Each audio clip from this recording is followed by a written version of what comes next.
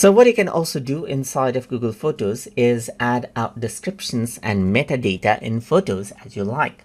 So to go ahead and do that, simply click on a photo and then click on the I button right here in info. And then this is what you have, as you can see. So over here, you can see that you can change various elements of the photo right here. For example, you can see that I find information right here, like let's say, for example, uploaded from web browser and backed up. And this is the file size, the file name that was uploaded, and you can even change out the time from over here as well. So let's say, for example, you can go ahead and change around the time of the photo and even add in a location according to how you want right here, just like this as well. Just like this.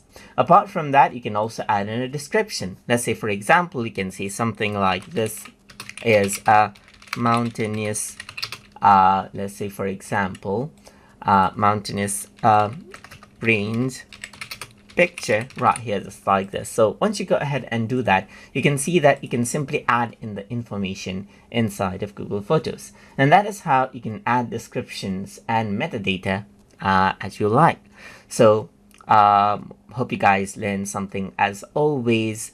And as always, please like, comment, share, and subscribe